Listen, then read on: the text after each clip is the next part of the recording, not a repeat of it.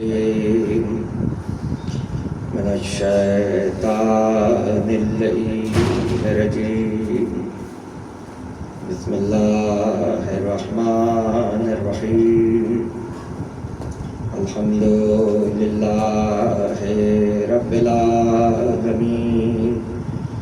الصلاة والسلام على أشرف الأنبياء والمرسلين خاتم النبيين وشافع المحشر سيدنا المسدد بشيرنا الممجد نذيرنا المؤيد المصطفى الأمجد المحمود الأحمد أبي القاسم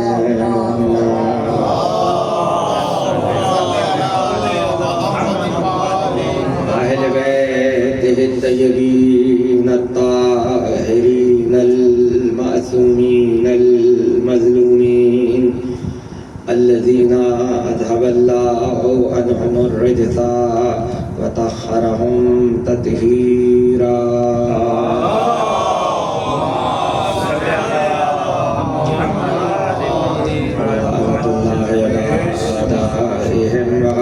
بحقوقهم ومنكر فضائلهم أجمعين. أما بعد فقد قال الله سبحانه وتعالى في محكم كتابه الحكيم وقوله الحق.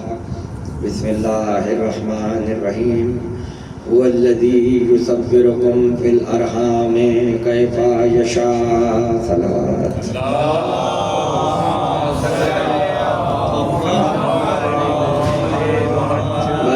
صلوات پڑھیں آپ حضرات.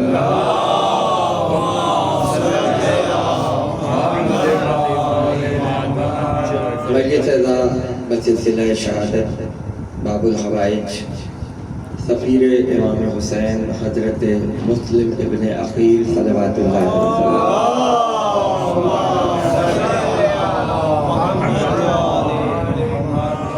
برادر عزیز مدبر علی نقوی صاحب کی جانب سے منعقد ہے اور یہ مجلس اس سے پہلے ان کا دبئی میں قیام تھا، وہاں ہوتی تھی. اب چونکہ یہاں آ چکے ہیں تو یہ مجلس یہاں منعقد ہو رہی ہے، جو اس بات کا واضح ثبوت ہے کہ آل محمد کے چاہنے والوں کی ایک پہچان یہ بھی ہے کہ مقام بدل جاتے ہیں مگر ذکر تبدیل نہیں ہوتا. جگہیں بدل جاتی ہیں، ذکر نہیں بدلتا. اس لیے آل محمد کا ذکر نہ جغرافیے کا محتاج ہوتا ہے نہ زمانے کا محتاج ہوتا ہے. اور چونکہ باب الحوائج کا تذکرہ ہے اور حضرت مسلم ان ہستیوں میں شامل ہیں، جیسا کہ ہمارے یہاں سرکاری وفا حضرت ابو الفضل عباس صلوات اللہ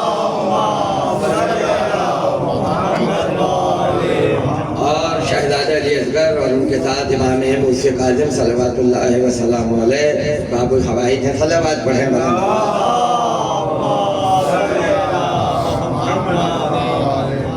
اور حضرت مسلم اور اس کے بعد خواتین میں جناب ام البنین وہ ہیں کہ جنہیں باب الحوائج کہا جاتا ہے. 2-3 جملے میں لفظ باب الحوائج کے حوالے سے کروں، پھر گفتگو کا آغاز ہوگا، مختصر گفتگو ہوگی. دیکھیے باب الحوائج میں ایک امام کا ہونا یہ بتا رہا ہے کہ یہ عہدہ ملتا ہی اسے ہے جو معصوم ہو. یہ منصب ملتا ہی اس کو ہے کہ جو عصمت کے درجے پر فائز ہو. اور دوسری بات یہ ہے کہ میں نے اپنی طالب علمانہ حیثیت میں آج تک نہیں دیکھا کہ پروردگار عالم نے کسی نبی کو باب الحوائج کہا ہو، کسی رسول کو باب الحوائج کہا ہو، یا باب الحوائج سے ملتا جلتا کوئی عہدہ کسی نبی کو ملا ہو کہ جس کا مطلب یہ ہو کہ اپنی حاجتیں فلاں نبی کے خدمت میں پیش کر دیں تو جلدی پوری ہو جائے گی. میں نے تو آج تک نہیں دیکھا. البتہ یہ ضرور دیکھا کہ سارے نبی خود ان کے دروازے میں نظر آ رہے ہیں. سارے انبیاء خود یہاں نظر آتے ہیں. باب الحوائج کا منصب نبیوں میں نہیں رکھا گیا, رسولوں میں نہیں رکھا گیا, اس لیے کہ نبی اور رسول کے لیے یہ شرط ہے کہ نبی کرتا ہی وہی ہے جو وحی پروردگار ہوتی ہے, اور باب الحوائج وہ ہوتا ہے کہ جو کہتا ہے وہ پروردگار انجام دیتا ہے. اس لیے کہ وما تشاؤون الا ان یشاء اللہ, کچھ خواہش بندے ایسے ہیں کہ پروردگار یہ کہتا ہے ہم کچھ نہیں چاہتے. دیکھیے توجہ کیجیے گا, وما تشاؤون, ہم کچھ نہیں چاہتے, توجہ رہے, الا ان یشاء اللہ, مگر وہ کہ جو خدا چاہتا ہے. اور دوسری منزل وہ ہے کہ خدا نہیں چاہتا کچھ مگر وہ جو اس کے خواہش بندے چاہتے ہیں. تو جب مشیت دونوں طرف ہو, جب مرضی دو طرفہ ہو, تو پھر امام کا یہ قول سمجھنے میں کسی کو دشواری نہیں ہونی چاہیے. یہ جو پڑھا بھی گیا اور بار بار پڑھا جاتا رہے گا اور کتابوں میں محفوظ ہے کہ اگر پانچویں امام محمد باقر صلوات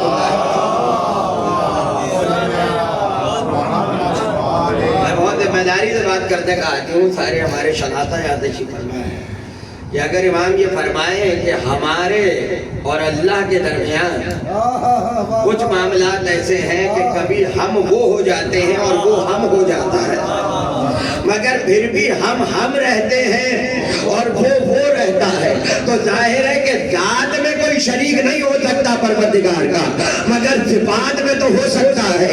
اس لیے کہ اللہ نے خود کچھ ہستیوں کو اپنے صفت کا مظہر بنایا ہے.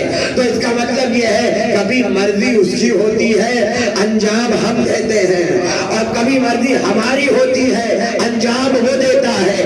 وہ چاہتا تھا کہ آدم بنے تو ہم نے بنا کے دے دیے, اور جب ہم نے چاہا کہ راہب کو بیٹے ملے تو پروردگار نے عطا کر دیے. کبھی وہ ہمارے کام کرتا ہے, کبھی ہم اس کے کام کرتے ہیں. علامات پڑھیں بلند آواز سے.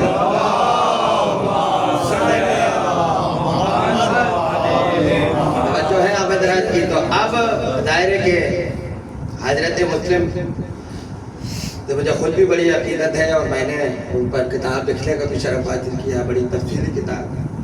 تو کہنے کو بہت کچھ ہے.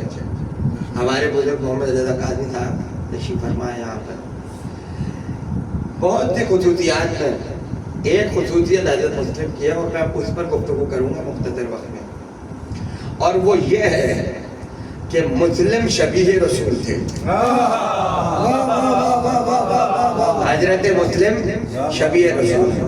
اچھا یہ ذہن میں رہے کہ خاندان بنی ہاشم میں یہ خصوصیت تھی کہ رسول کی شباہتیں کثرت سے پائی جاتی ہیں.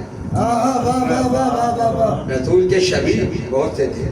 ہمارے یہاں بہت سے مشہور نہیں ہیں, میں ان کا نام دوں گا تاکہ ایک تسلسل آپ کے ذہن میں آ جائے. لیکن یہ ذہن میں رکھیے گا کہ شباہت بھی بہت بڑی نعمت ہے, اور شباہت وہیں آتی ہے جہاں خاندان کا سلسلہ ایک ہو. اگر سلسلے دائیں بائیں نکل جائیں تو شباہتیں خراب ہو جاتی ہیں. اس لیے شباہت کا ہونا طہارت, شجرے کی طہارت کی دلیل ہے. صلوات پڑھیں بلند آواز سے.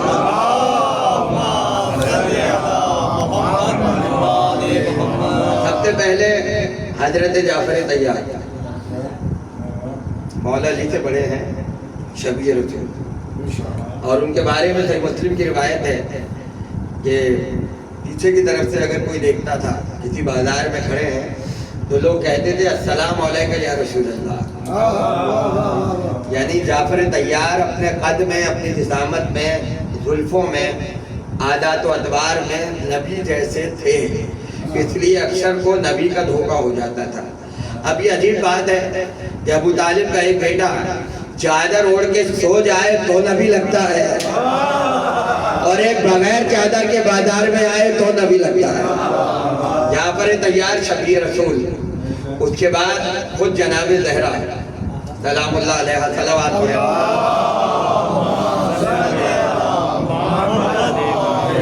روایت کے جملے کہ جب چلتی تھی تو معلوم ہوتا تھا نبی چل رہے ہیں. چلنے کا انداز رسول جیسا تھا. جب گفتگو فرماتی تھی تو لگتا تھا نبی بول رہا ہے. وہ شہزادی رفتار میں اور گفتار میں شبیہ رسول.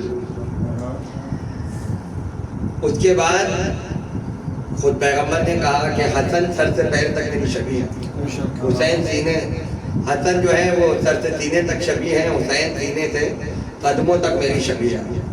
یعنی جب دونوں سبتین ایک جگہ ہوں تو مکمل شبیہ رسول.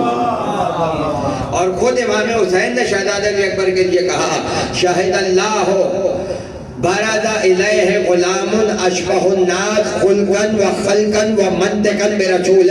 پروردگار گواہ رہنا میں ان کی طرف ایسے جوان کو بھیج رہا ہوں جو بولنے میں بھی شبیہ رسول ہے، سیرت میں بھی شبیہ رسول ہے، ترابے میں بھی شبیہ رسول ہے. لہذا یہ شبیہ رسول کا تسلسل ہے. اس کے بعد شہزادہ قاسم شبیہ حسن، حسن شبیہ رسول. اس لیے شہزادہ قاسم میں کچھ شباہت رسول کی اور کچھ حسن مجتبیٰ کی. شہزادہ علی اصغر 6 مہینے کے ہیں مگر شبیہ رسول. تو کتنے شبیہ رسول خاندان ہیں. اور یہ جو 12ویں غیبت سے تشریف فرما ہے 14 صفتوں میں شبیہ رسول ہے. نام میں بھی رسول کی شبیہ، کنیت میں بھی رسول کی شبیہ، منصب میں بھی رسول کی شبیہ. 14 صفتوں میں امام زمانہ پیغمبر اسلام کی شبیہ ہے.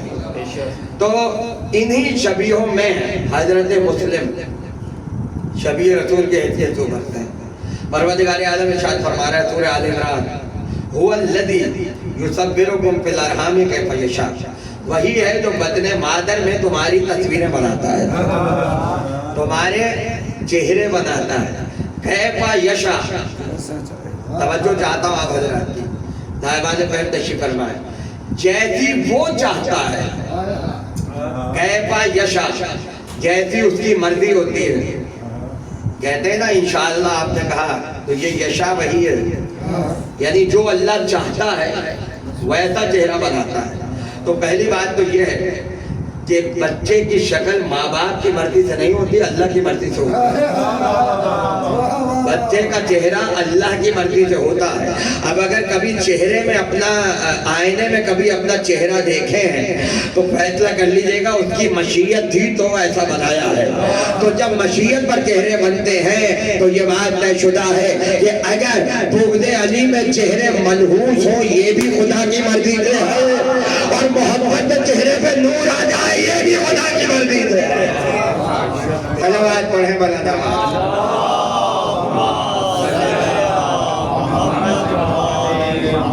چہرے اللہ کہتا ہم بناتے ہیں. اب ظاہر ہے کہ مصور تو پائے جاتے ہیں یہاں، وہ مصور نہیں ہے، المصور ہے. المصور فرق ہے. مصور تو یہاں بھی پیدا ہو جائیں گے مگر وہ ہے المصور. فرق کیا ہے؟ مباہلہ کر لو، اس مباہلہ کی بات نہیں کر رہا. مصوروں کا اپنے مصور لے آئیے، خدا اپنے لے آئے گا، نہیں بنا سکتے ویسا، اس لیے کہ وہ المصور ہے. کیوں مصور بناتا؟ اب دیکھیے میں مختصر کر رہا ہوں، تفصیل میں نہیں جانا چاہ رہا. مصور بنائے گا کاغذ پر، وہ المصور پانی میں چہرہ بناتا ہے. صلوات پڑھیں بلند آواز. کوئی تصویر بنا کے تو دکھائے، اس لیے کہ المصور ہے. مصور تصویریں بناتے ہیں روشنی میں، وہ اندھیرے میں بناتا ہے. مصور بناتا ہے ہاتھ سے، قلم سے یا برش سے، وہ اپنی قدرت سے بناتا ہے.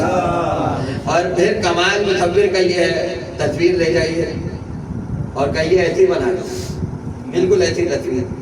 اگر بنا دے گا تو مکمل مصور ہے، بالکل بال کا بھی فرق نہ ہوگا. آپ کہیں گے اپنے فن میں کامل ہے. اور اگر ایسا ہو کہ آپ کہیں کہ بھائی تصویر تو جوانی کی ہے، بلکہ نہیں میں جملہ بجاتا ہوں، تصویر بڑھاپے کی ہے، بال سفید ہے آپ کالے کر دیجئے گا، ہم نے کرتا پہنا ہے آپ سوٹ پہنا دیجئے گا، یہاں صرف چہرہ ہے آپ ایک چشمہ بھی لگا دیجئے گا. یعنی اگر آپ کی فرمائش کے مطابق تصویر بن جائے تو بھی کامیاب مصور ہے. اب دو حیثیتیں ہیں مصور کی. ٹیٹو بنائے گا تو بھی بہترین ہے، مختلف بنائے گا تو بھی بہترین ہے. میری بات اگر پہنچ گئی ہو تو توجہ کیجیے گا. مصور اگر مختلف بنائے تو بھی کامیاب کہلاتا ہے, اور اگر ایک جیسی تصویر بنائے تو بھی کامیاب کہلاتا ہے. اللہ نے کہا ہم تو ایسے المصور ہیں کہ اتنا مختلف بنائیں گے کہ کائنات میں کوئی کسی کے جیسا نظر نہیں آئے گا. لیکن جب ایک ایسا بنانے پر آئیں گے تو ایسا بنائیں گے کہ پہلا بھی محمد ہو, آخری بھی محمد ہو, سارے کے سارے محمد ہو. صلوات پڑھیں مولانا.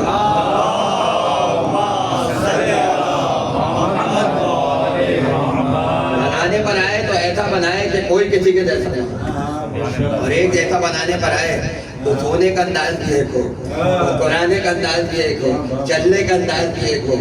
اور ہمارے لیکن مختلف بنائے تو ایسا کہ یہ فنگر پرنٹ بھی اربوں اربوں خربوں انسان دنیا میں ابھی تعداد بھی نہیں گنی جا سکی کہ کتنے لوگ ہیں, کسی کا بھی یہ لکیریں ہاتھوں کی میچ نہیں ہوتی. یہ المصور کی قدرت ہے. حالانکہ امیگریشن پر یا پاسپورٹ پر یا NIC پر آپ کے دستخط کی کوئی حیثیت نہیں ہے, وہ 2 نمبر ہو سکتا ہے, نہیں سمجھا. اللہ کا بنایا ہوا 2 نمبر نہیں ہوتا, اپنا والا 2 نمبر ہو جاتا ہے. اس لیے ایئرپورٹ میں انگوٹھا چیک کیا جاتا ہے, دستخط نہیں لی جاتی ہے, کیونکہ غیر مسلموں کو بھی پتا ہے انسان کا بنایا ہوا 2 نمبر ہو سکتا ہے, خالق کا بنایا ہوا نہیں ہو سکتا. تو جن پہ دنیا اعتبار نہ کرے ہم کہاں پہ اعتبار ہوتا ہے اللہ کے بنائے ہوئے پہ, اس لیے پکڑا نہیں جا سکتا. اور فرما رہے ہیں اس لیے اللہ کا ایک لقب ہے بدی, بے دال یہ ہے. بدی کا مطلب ہے مختلف بنانے والا, مختلف بنانے والا. تو اللہ کی ذات بدی ہے, مختلف بنانے والا ہے. اور فرما رہے ہیں لیکن میں جملے کو کہاں دے جاؤں, یہ جو علامہ دمیری اہل سنت کے عالم ہیں, صاحب حیات الحیوان, بڑی مشہور کتاب ہے حیات الحیوان, 2 جلدوں میں کتاب حیوانات پر ہے, لیکن کہیں نہ کہیں ذکر آ گیا علی کا. ظاہر ہے کہ جب حیوان کا ذکر آئے گا تو شیر کا ذکر آئے گا, اور شیر کا ذکر آئے گا تو علی کے بغیر تو نہ حیدر ہے, نہ کسورہ ہے, نہ اسد ہے. تو اس میں انہوں نے لکھا کانت ضربات علی ابکارا, علی کی ہر پڑھنے والی ضرب مختلف ہوتی تھی. آپ نے غور نہیں فرمایا, میں نے کوئی جملہ کہا. اہل سنت کے عالم کیا کہتے ہیں, علی کی ضرب مختلف تھی, ریپیٹ نہیں ہوتی تھی. جب بھی وار کرتے تھے مختلف انداز ہوتا تھا. پروردگار وہ ہے جس کی خلقت میں ریپیٹیشن نہیں ہے, اور علی وہ ہے جس کی ضرب میں ریپیٹیشن نہیں ہے. صلوات اور فرما رہے ہیں آپ حضرت. تو اللہ بدی ہے, المصور ہے, ایک ایسا بھی بناتا ہے, مختلف بھی بناتا ہے. مگر اس کی قدرت کا کمال یہ ہے کہ جب بچہ دنیا میں آیا تو گفتگو ہوتی ہے, آنکھ تو نانا پہ گئی ہے, اور مسکرانے کا انداز تو باپ پر گیا ہے, اور کان تو ماں پر گئے ہیں. یہ ساری گفتگو آپ کیا ہوتی ہوگی, اور ہونی بھی چاہیے. یعنی اللہ یہ چاہتا ہے کہ جو بھی بچہ دنیا میں آئے اس کا چہرہ گھر والوں پر ہو, اور اگر کسی کی شکل ریپیٹ ہو رہی ہے, اکثر گھرانوں میں نے دیکھا ہے کہ بالکل باپ کی شکل, بیٹا اور باپ میں کوئی فرق ہی نہیں ہے, تو اللہ یہ بھی چاہتا ہے کہ چہرے دہرائے جائیں اور کوئی کسی کی شبیہ ہو جائے.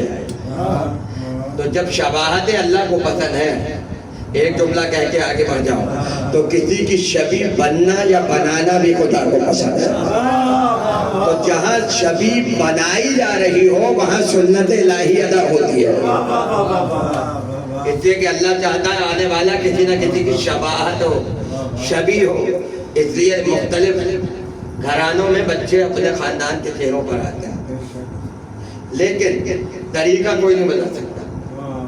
انسان کتنی ترقی کر لے, طریقہ کوئی نہیں بتا سکتا کہ چہرے بنتے کیسے ہیں. اس لیے کہ اللہ نے کہا مشیت, جیسا ہم چاہتے ہیں ویسا چہرہ بناتے ہیں. لیکن جب کسی نے امام جعفر صادق صلوات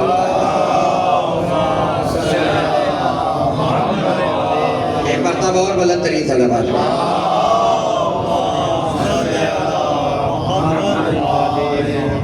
ایک سوال ہے، چھٹے امام سے ایک سوال ہوا اور یہ عجیب روایت ہے اور اس کو اگر کھولا جائے تو اس پر صدیوں گفتگو ہو سکتی ہے. امام سے پوچھا گیا فرزند رسول یہ بتائیے کہ ہم نے اکثر گھرانوں میں دیکھا ہے کہ آنے والے بچے بزرگوں جیسے ہوتے ہیں، اس کا راز کیا ہے؟ اس کا راز کیا ہے؟ اب ظاہر ہے کہ یہ تو وہ بتائے گا جو یا تو آدم کو اپنے ہاتھوں سے بنا رہا تھا یا بنتے ہوئے دیکھ رہا تھا. اس لیے کہ پہلا چہرہ تو آدم کو بنا ہے نا، تو چہرے کیسے بنتے ہیں؟ امام فرما رہے ہیں، کہنے لگے سنو تمہارے جسم کے اندر 180 رگیں ایسی ہیں جو حرکت میں رہتے ہیں. میں پوری توجہ چاہتا ہوں، مختصر گفتگو ہے. 180 رگیں ایسی ہیں جو حرکت میں ہیں اور 180 رگیں ایسی ہیں جو رکی ہیں، ساکت ہیں. کتنی ہو گئی؟ 360 رگوں کا ذکر ہے. امام نے کہا آدھی میں حرکت ہے اور آدھی اپنی جگہ رکی ہوئی ہے.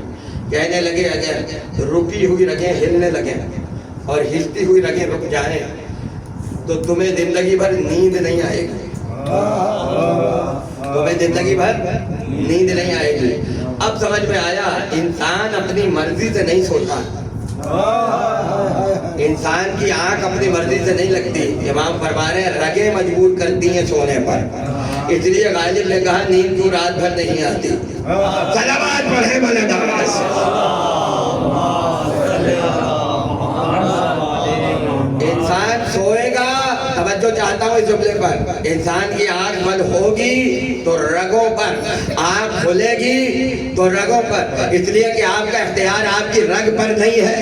جسم کی جیسی کیفیت ہوگی تبھی نیند آئے گی، اس کے علاوہ انسان نہیں سو سکتا. اگر میں یہ کہوں کہ حالات خراب ہو گئے ہیں اور چاروں طرف سے دہشت گردوں نے گھیر لیا، خدا نہ کرے، مثال دے رہا ہوں، تو اور یہی رات گزار دی ہیں. اب ظاہر ہے ماشاءاللہ کافی دور دور سے لوگ آئے ہوئے ہیں مختلف علاقوں سے، تو نیند تو کسی کو نہیں آئے گی یا سو جائیں گے مزے سے. بھائی توجہ چاہتا ہوں ایک دوسرے پر، نہیں سوئے گا کوئی. کیوں؟ اس لیے کہ جہاں بے قراری ہو وہاں نیندیں اڑ جاتی ہیں. اور چونکہ رگوں پر اختیار نہیں ہے تو نہ آپ اپنی مرضی سے سوئیں گے نہ اپنی مرضی سے جاگیں گے. لیکن اگر کوئی ایسا ہو کہ شب ہجرت 40 تلواروں کے سائے میں چھو جائے تو اس کا مطلب ہے اس کی نیند اور ہے، ہماری نیند اور ہے. تو جس کی نیند ہمارے برابر نہ ہو اس کی زندگی ہمارے برابر کہاں سے ہو جائے؟ علی نے بتایا رگوں پہ اختیار ہے، جب چاہے سو جاؤ اور جب چاہے جاگ جاؤ. حالانکہ امام کبھی سوتا نہیں ہے. آپ کو معلوم ہے امام کی صفات میں یہ ہے کہ امام کبھی سوتا ہی نہیں ہے. پیغمبر کی آنکھ بند تھی، حضرت ابوذر نے درخت کی ٹہنی توڑی، پیغمبر کی آنکھ کھل گئی. پیغمبر نے کہا ابوذر نبی سوتا نہیں ہے، آنکھ بند بھی ہو تو دل جاگ رہا ہوتا ہے. اسی طرح امام سوتا نہیں ہے، آنکھ بند ہو تو کیا ہوا؟ نظام عالم چلا رہا ہوتا ہے، نظام عالم چلا رہا ہوتا ہے. تو امام کبھی سوتا نہیں ہے. اور پیغمبر نے کہا یا علی سو جاؤ، یا علی آج رات سو جاؤ، تمہارے سونے سے ہماری جان بچ جائے گی. دیکھیے یہ پانی لا کے رکھا ہے اور مطلب یہ ہے کہ پی لیجیے، حالانکہ ابھی ضرورت نہیں ہے. حکم اس کام کا دیا جاتا ہے جو ہو سکے پاسبل ہو، اور اسے کہتے ہیں اختیاری، جو اختیار کیا جا سکے. جو اختیار میں نہ ہو اس کا حکم نہیں دیا جا سکتا.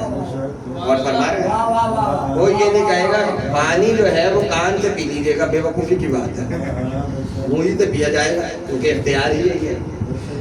نیند اختیار میں نہیں ہے، نیند اختیار میں نہیں ہے. پیغمبر کہہ رہے ہیں سو جاؤ، غور ہی نہیں فرمایا.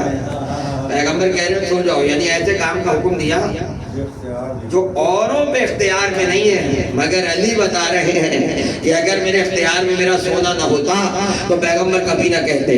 اور رسول جانتے تھے سوئے گا تو نفس مطمئن بن کے سوئے گا، اور اتنا مطمئن سوئے گا کہ مرضی الہی لے لے گا. اس لیے کہ اگر کوئی اور سو جاتا تو بے قراری میں بار بار سر سے چادر ہٹا کے دیکھنا منافقات تو نہیں گئے، حملہ تو نہیں ہو گیا. نبی نے کہا ایسے مطمئن کو سناؤں گا جو کبھی نہ سویا ہو مگر آج رات ہو کر دکھائے گا. صلوات پڑھے مولانا.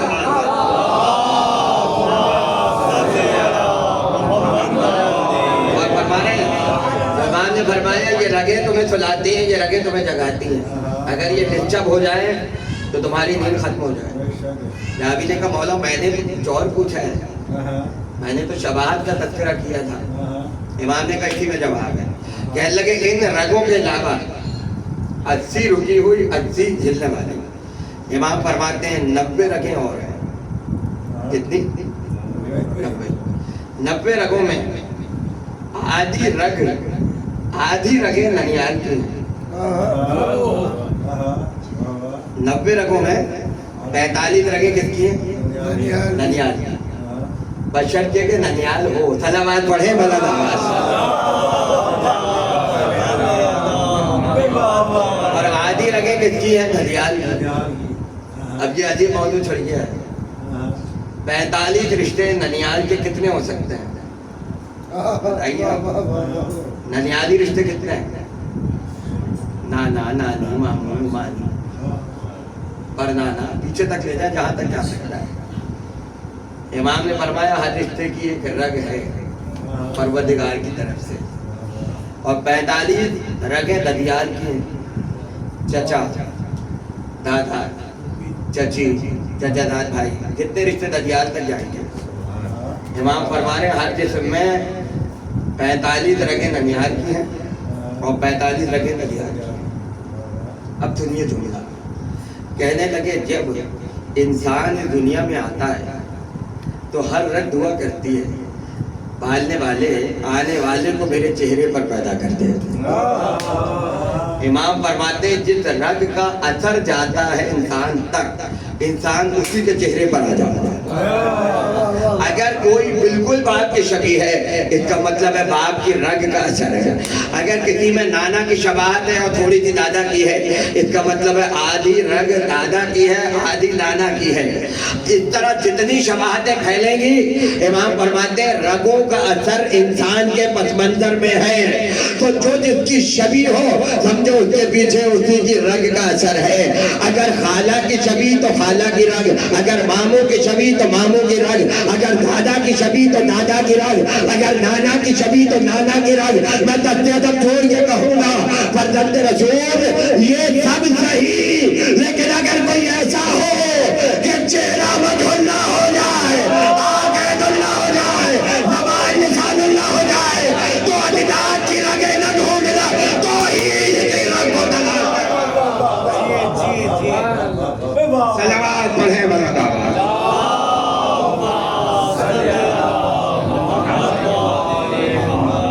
اور فرما رہے ہیں اگر نظر اعتماد الہی ہوتا ہے یہاں تو شباہت کہیں اور جا رہی ہے. پیغمبر نے کہا یہاں تو اتنی شباہتیں جمع ہوئی یہ رسول کو کہنا پڑا آدم کو صفوت میں دیکھنا ہو تو علی کو دیکھو، نوح کی نجابت دیکھنا ہو تو علی کو دیکھو، بھائی عیسیٰ کا زہد دیکھنا ہو تو علی کو دیکھو، یوسف کا حسن دیکھنا ہو تو علی کو دیکھو. یعنی وہ شباہت ہے جو توحید تک جا رہی ہے وہ ایک طرف اور انبیاء کی شباہت ہے ایک طرف. انبیاء کی شباہتیں یعنی یہ حدیث بتا رہی ہے آنے والا سلسلہ نبوت سے ہے، آنے والا سلسلہ نبوت سے ہے. تو شباہت رگ کا اثر دکھاتی ہے اور زمانہ مکان کی قید نہیں ہے. یہ اتحاد میں آئے تو اتحاد والوں کی شبیہ ہوگی نہیں. جب تک اثر رہے گا پچھلی رگوں کا پاک نسلوں میں پاک جسموں میں تو شباہتیں آتی رہیں گی. علی کے خدمت میں 2 میاں بیوی آئے. عجیب واقعہ دونوں مناسب رنگ کے بچہ کالا تھا. اس نے کہا یا علی فیصلہ کیجیے کہنے لگے کہ تم بھی پاک دامن ہو, تمہاری بیوی پاک دامن ہے. اس نے کہا یہ بچہ کیسے, ہمارا تو رنگ کچھ اور ہے, اور بچہ کالا پیدا ہو گیا. مسکرایا. جملہ سنیے گا, اور علی کے علاوہ کوئی کہہ بھی نہیں سکتا تھا. کہنے لگے 800 برس پہلے ہماری نسل میں اس شکل کا انسان گزرا ہے, اور پروردگار نے چاہا کہ اس کی شکل دہرائی جائے, اس کی شکل دہرائی جائے. تو شباہتوں کے لیے صرف وقت کا ایک ہونا ضروری نہیں ہے, ہو سکتا ہے پچھلے چہرے دہرائے جا رہے ہوں. اب بس میں جہاں تک کہنا چاہ رہا تھا تمہیں ختم ہوئی. اب اگر کوئی ایسا ہو کہ جو مسلم ہو کر شبیہ پیغمبر کہلائے, اس کا مطلب ہے رگے رسالت کا اثر ہے. اور کوئی عباس ہو کر شبیہ علی ہو جائے, اس کا مطلب ہے رگے امامت کا اثر ہے. صلوات پڑھے مولانا.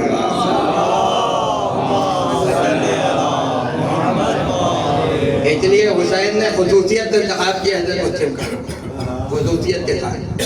کیوں؟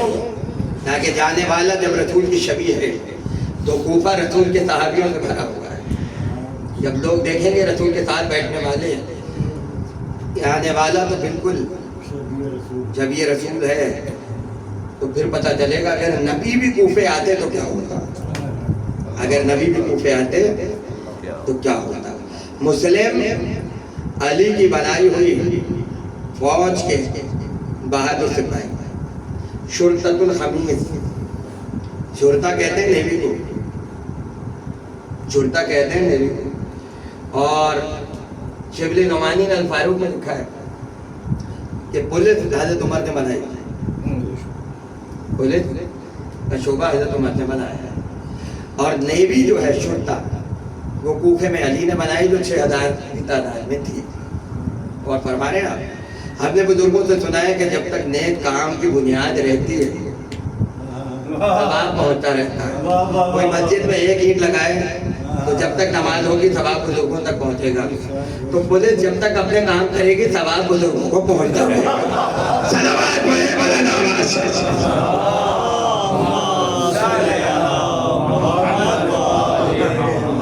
اور نیوی آرمی علی نے بنائی, شرطۃ الخمیس نام رکھا اس کا.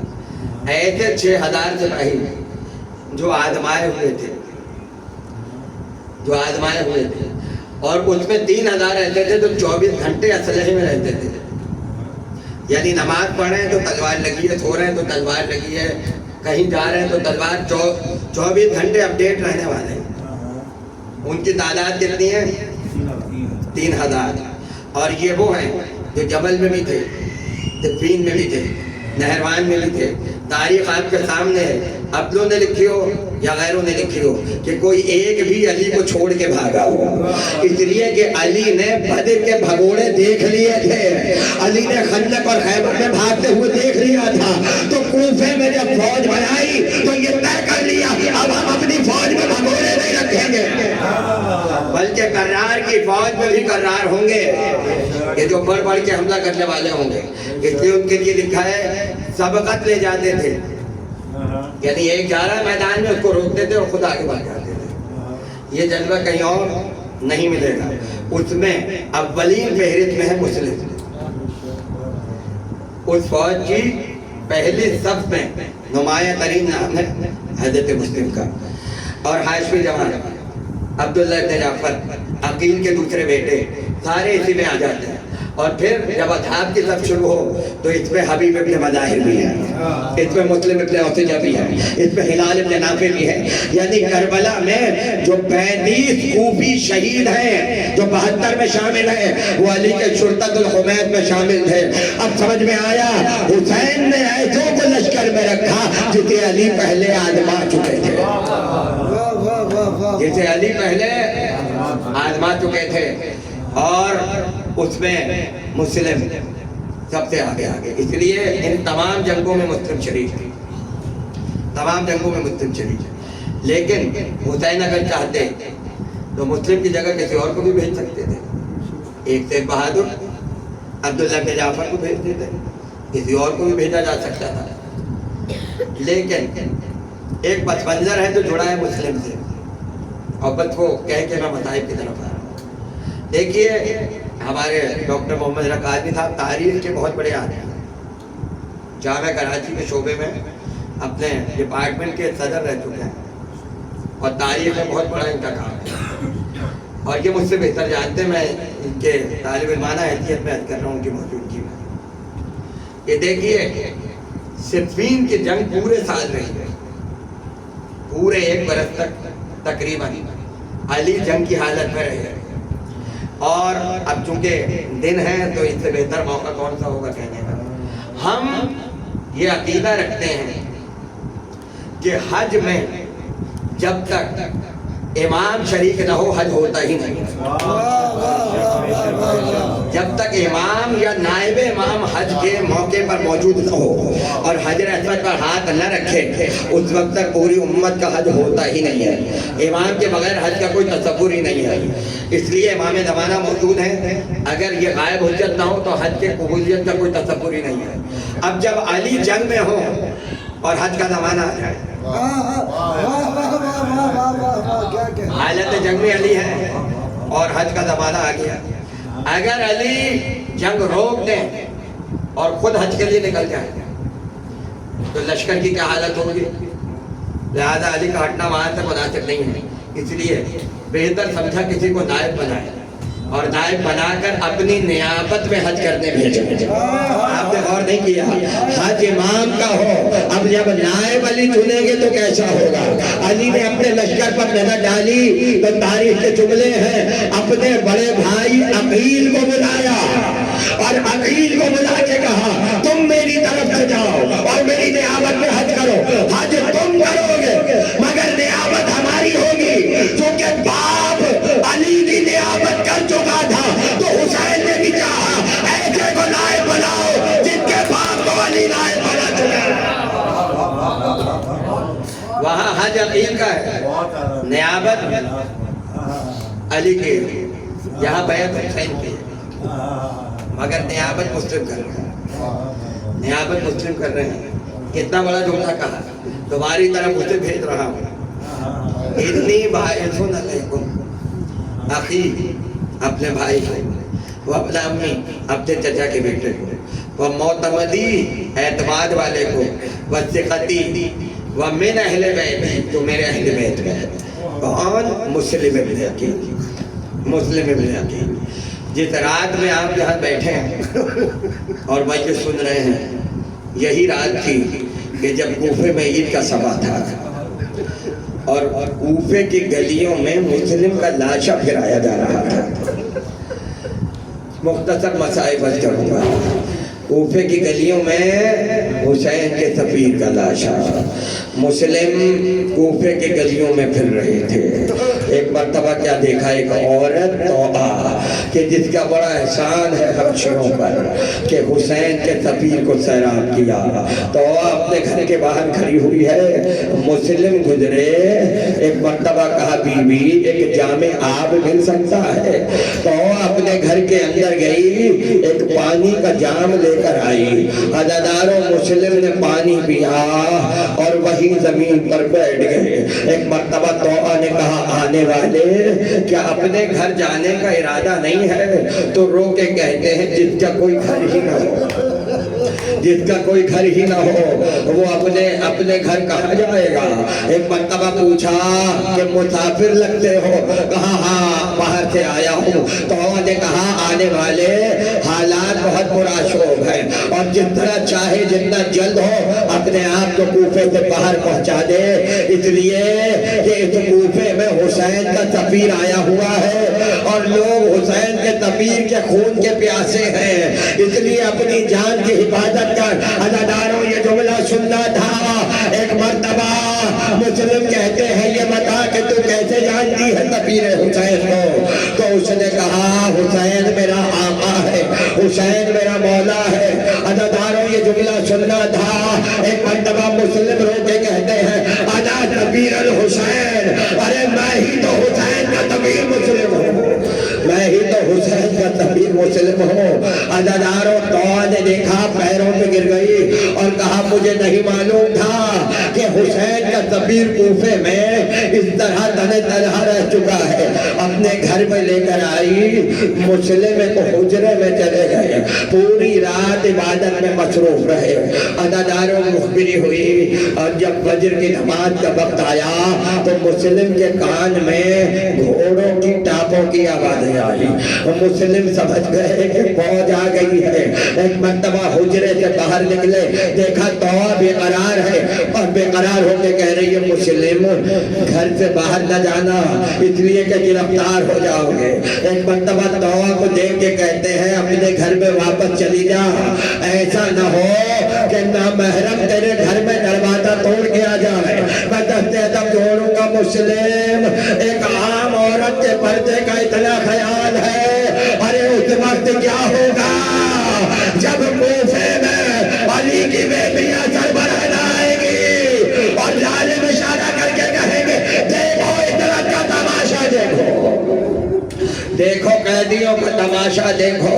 عزاداروں فجر سے جو جنگ شروع ہوئی ہے وہ مغرب کی آذان تک جاری رہی، فوجیں کم پڑتی جا رہی تھی، مسلم تلوار چلاتے جا رہے تھے، ایک مرتبہ جب عمر سعد سے کہا گیا کہ اور فوج بھیج تو عمر سعد کہتا، ابن زیاد کہتا ہے کہ ایک اکیلا گرفتار نہیں ہو پا رہا، اتنی فوج کی ضرورت کیا ہے؟ تو کسی نے کہا یہ کوئی عام سپاہی نہیں ہے، اس کے پہلو میں محمد کا دل دھڑک رہا ہے، محمد کا دل دھڑک رہا ہے۔ عزاداروں ویسے ہی گرفتار کیا گیا کہ جیسے شیر کو پکڑا جاتا ہے، ایک گڑھا کھودا گیا، مسلم کو چاروں طرف سے گھیرا گیا، گھیر کے گڑھے کے قریب لائے، مسلم گڑھے میں گر گئے، چاروں طرف سے حملہ ہوا، مسلم کو گرفتار کیا گیا، ہاتھ پتے گردن سے باندھے گئے، سر سے پیر تک مسلم زخمی ہے۔ جب ابن زیاد کے دربار کی طرف چلے تو راہ میں ٹھنڈے پانی کے پیالے نظر آئے، ایک مرتبہ اشارہ کر کے کہا ہے کوئی خدا کے نام پر پانی پلانے والا، ہے کوئی نام خدا پانی پلانے والا؟ عزاداروں کسی نے پانی کا کوزہ مسلم کی طرف بڑھایا، مگر ہائے مسلم ابھی کوزہ لبوں سے لگایا ہی تھا کہ دانت ٹوٹ کے پانی میں گر گئے، دانت شکستہ ہو کے پانی میں گر گئے اور سارا پانی لہو میں تبدیل ہو گیا، پانی کو پھینکا، دوسرا جام دیا گیا۔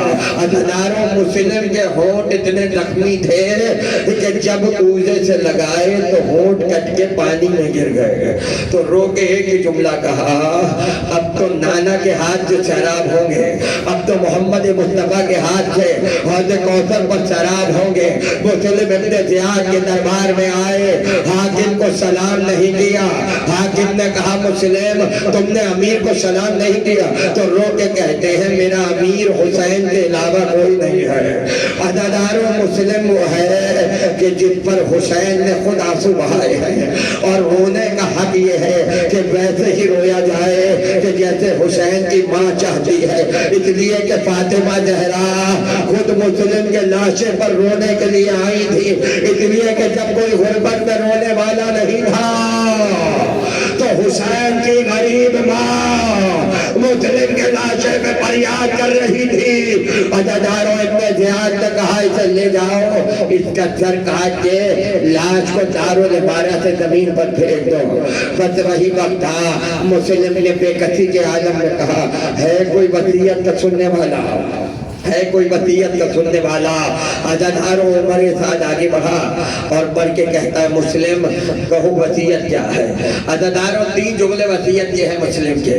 پہلی وصیت یہ ہے کہ میں مقروض ہوں کوفے میں، اتنے دن رہا ہوں، جب میں مر جاؤں میری تلوار اور زرہ کو بیچ دینا، میرے قرضے کو ادا کر دینا۔ دوسری وصیت یہ ہے کہ کوفے میں میرے 2 بچے بچھڑ گئے ہیں، اگر کہیں میرے بچے مل جائیں تو انہیں حسین تک پہنچا دینا۔ اور تیسری وصیت یہ ہے کہ میں نے سنا ہے میرا آقا مکے سے چل چکا ہے، کہیں ایسا نہ ہو کہ حسین کوفے آ جائیں، ارے کسی کو بھیج کر کہلوا دو کہ آقا کہیں بھی جانا مگر کوفے کا رخ نہ کرنا۔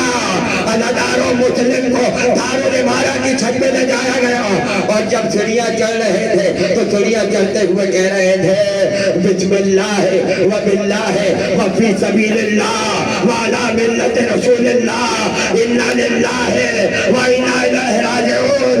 اور اس کے بعد فرماتے ہیں السلام علیکم یا ابا عبداللہ، السلام علیکم یا ابا عبداللہ. ارے باپ کی چھت پر آئے، مسلم نے نیچے نظر ڈالی، کوفے والے اپنے بچوں کو کاندھے پر بٹھائے ہوئے عید کی تیاریوں میں مصروف ہے. ایک مرتبہ حسین نے مسلم کو پکارا، ایک مرتبہ مسلم نے حسین کو پکارا، اور مرزا نبیر کہتے ہیں پھر دھیان میں شبیر کے مسلم یہ پکارے، کعبے میں ہو یا راہ میں صدقے میں تمہارے، سر کٹتا ہے اور گرد تماشائی ہے سارے، دیکھو میرے آقا میری غربت کے نظارے، اے یاد سے پردہ میری آنکھوں سے ہٹا دو، یا سبت نبی آخری دیدار دکھا دو. حجابات ہٹے، حسین نے مسلم کو دیکھا، مسلم نے حسین کو دیکھا، انگشت شہادت کو بلند کیا، السلام علیکم یا ابا عبداللہ. عزادارو حسین نے مسلم کے سلام کا جواب دیا. ایک مرتبہ علی کی بیٹی خیمے سے باہر آئی اور پوچھا بھیا کس کو سلام کر رہے ہو، کس کو سلام کر رہے ہو. عزادارو اس وقت حسین نے کچھ نہ کہا، مگر جب 2-3 دن گزر گئے اور کوفے کے مسافروں سے ملاقات ہوئی اور حسین نے پوچھا کوفے کی کوئی خبر ہے، تو کوفے کے آنے والے کہتے ہیں آقا آپ کا سفیر کوفے میں قتل ہو گیا، آپ کا سفیر کوفے میں قتل ہو گیا. بس عزاداروں چند جملے مسائل کے جو رونے کے لیے آئے ہیں، بس جس طرح چاہے مسائل سن لیں اور اپنے اشکوں کا نظرانہ پیش کر دیں، اس لیے کہ مسلم کی مصیبت بہت بے کسی کی ہے، مسلم کے مسائل بہت تنہائی کے ہیں. ایک مرتبہ کہا آقا اس پر غضب یہ ہوا کہ عید کی رات کو مسلم اور حامی کے پیروں میں رسی باندھ کر لاشوں کو کوفے کی گلیوں میں پھرایا گیا، لاشوں کو کوفے کی گلیوں میں پھرایا گیا.